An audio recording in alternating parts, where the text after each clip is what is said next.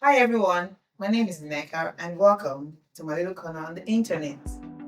Today I'm going to talk to you about how I got into the oil and gas business industry. Sorry, not business. Because right now I'm doing oil and gas business, that's why I'm talking business now. But how I got into the sector in the first place, what I'm going to talk to you about. It has to be a background story, and take you back to when I was just a baby. And you know this thing about when you're a kid, they would ask you, what do you want to be in future? And I've always said medical doctor. Why? That was because in my little head, all I thought about was doctors.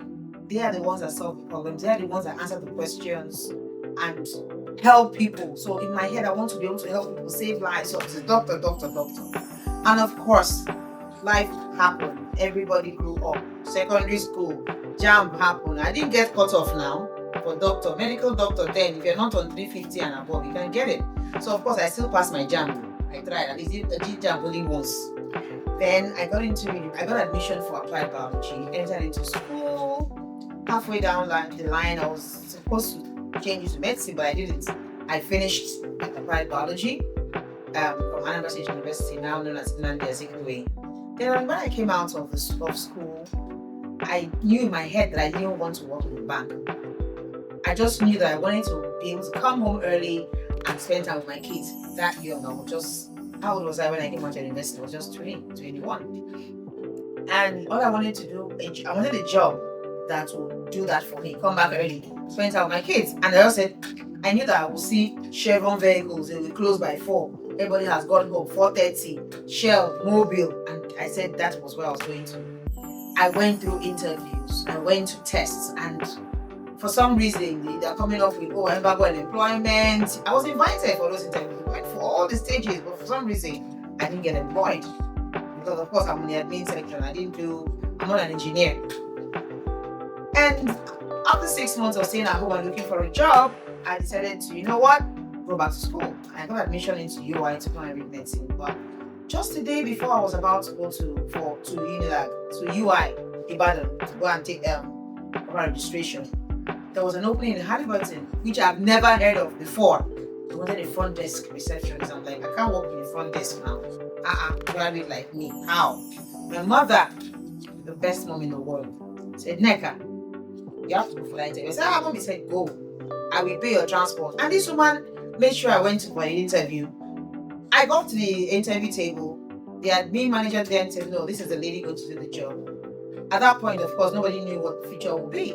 And I started working as a receptionist. And while working as a receptionist, I did my best. That is a key word for anybody. Whatever you find yourself doing, you have to do it and do it well. While I was there, I was, growing myself, developing myself, taking courses online, and also putting my best at work. And then, of course, I was noticed by bosses right there, moving me from receptionist. I moved to work with assisting the managing director then, and then I moved into business development. That was how I started working in business development department. And then I was now seconded to the courtroom where I developed my skills and left Halliburton as a senior proposal specialist. I didn't leave Halliburton. I left there just because I wanted to grow more in the oil and gas industry. And as I worked out of Halliburton, I walked into Nest Oil. And Nest Oil took me as a head of, senior manager, the head of the business development unit. And there was where I actually made a lot of waves. So there I got experience. I was exposed because Nest Oil is an indigenous company. And you know how indigenous companies work. You do everything. Once you show yourself, come on, you'll be everywhere. And I think that has to do with my training, and so most of us in my family were like that. Once you grab something, once you're given a responsibility, you see it to the very end. And I showed myself to Nest Oil, and Nest Oil took me, and that was how I grew in Nest Oil, got the networks I have today, doing the business I'm doing today as a business owner with oil and gas. And I did Nest Oil for 3 years, and for the same reason I went to work in oil and gas. I had to leave Nest Oil on my own after 3.5 years. Family. So I had a 2-year-old then, and I needed time with my family. I wasn't giving my family time. It had nothing to do with them. it had to do with me as a mother. I didn't feel I was balancing it enough because I was never around. I had a lot of roles while I was in Nest Oil that I had to meet up with a lot of things. Like all the kids were teenage level when they needed their mom, and my little one was just 2 years and I was never around. So that is me. And in fact, I don't want to go beyond here. I'm just telling you how I got into oil and gas. So oil and gas, I learned on the job. A lot of things I know today, mostly in upstream in oil and gas because of Halliburton, because it's a service company.